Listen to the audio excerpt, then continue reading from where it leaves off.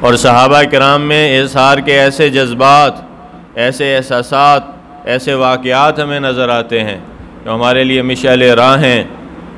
حضور صلی اللہ علیہ وسلم بیٹھے ہوئے تھے مجلس میں، تو ایک مسافر صحابی آئے، اور جب وہ آئے تو گھر کے اندر کچھ نہیں تھا دینے کے لیے، اس کی مہمان نوازی کرنے کے لیے حضور صلی اللہ علیہ وسلم نے صحابہ سے فرمایا کہ کون ہے جو آج رات ان کی مہمانی کرے گا، میزبانی کرے گا، تو اس کو مہمان بنا کے لے جائے، گھر میں رکھے، اس کے لیے کھانے کا انتظام کرے۔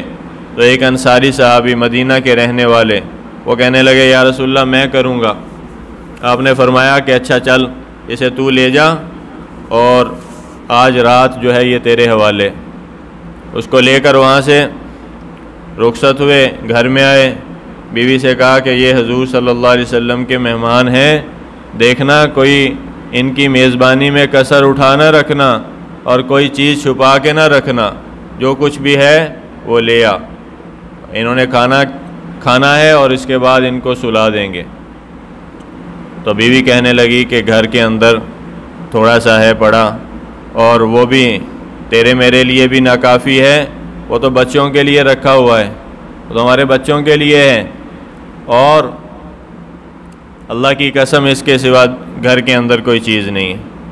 انہوں نے کہا اچھا، تو یہ حضور کے مہمان ہیں، کوئی عام بندہ نہیں ہے، حضور نے ہمارے حوالے کیا ہے، تو اس طرح کریں گے کہ کھانا لے کر بیٹھ جاتے ہیں، اور ہم جب بیٹھیں گے تو کھانا لا کے رکھ دینا، اور پھر اٹھ کے یہ انہوں نے ترکیب سوچی کہ مسلمان کا پیٹ بھر جائے۔ انہوں نے کہا تو اٹھ کے چراغ کو درست کرنے کے بہانے چراغ کو بجھا دینا، اندھیرا ہو جائے گا، ہم اپنے ہاتھ چلاتے رہیں گے، منہ چلاتے رہیں گے، اور مہمان چلو اس اندھیرے میں کھا لے گا، اس کو بھی شرم نہیں آئے گی، ہمیں بھی نہیں آئے گی۔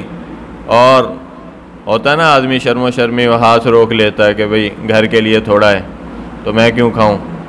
تو یہ ترکیب انہوں نے سوچی، اور پھر وہ کھانا لے کر آئی اور بیٹھ گئے، اور پھر انہوں نے کھانا شروع کیا۔ تو بیوی اٹھی، اس نے کہا چراغ کو درست کرتی ہوں میں تھوڑا سا، تو درست کرنے کے بہانے اس نے بجھا دیا۔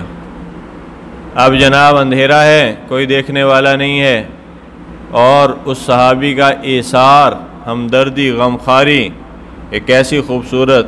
تو انہوں نے ہاتھ چلاتے رہے میاں بیوی، اور فرمانے لگے کہ بچوں کو پہلے فرمایا کہ بچوں کو بہلا کر سلا دے، جب بچے سو جائیں تو پھر یہ کام کرنا، پھر کھانا لے کر آنا۔ اس نے ایسے ہی کیا، بچے بھوک سے سو گئے، اب انہوں نے بیٹھ کر وہ کھانا رکھا اور چراغ کو بجھا دیا، ہاتھ منہ چلانے لگے، اور جو مہمان تھا وہ کھانے لگا، اس کا پیٹ بھر گیا، اس نے وہ کھانا کھا لیا، اور میاں بیوی دونوں نے فاقے سے رات گزاری، بچوں نے بھی فاقے سے رات گزاری۔ اب دیکھو خود اپنے پیٹ کا احساس نہیں کیا، اپنے بھائی کے پیٹ کا احساس کیا، اور اس کے لیے اپنا آپ پیش کر دیا۔ ایک رات انہوں نے اس طرح گزاری ہے، صرف دیکھو ایک رات، اور بس ایک رات میں اللہ کی رضا کا فیصلہ ہو گیا، قرآن کی آیت نازل ہو گئی۔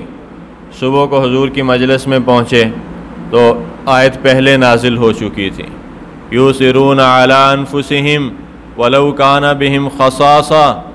اللہ نے تحسین فرمائی، اور اللہ رب العزت نے شاباش دی کہ واہ کیا تم نے کام کیا۔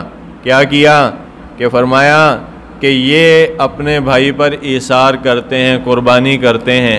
صحابہ کی تعریف فرمائی، اور فرمایا کہ یہ اپنے اوپر دوسرے کو ترجیح دیتے ہیں، سبحان اللہ، اپنے اوپر دوسرے کو ترجیح دیتے ہیں۔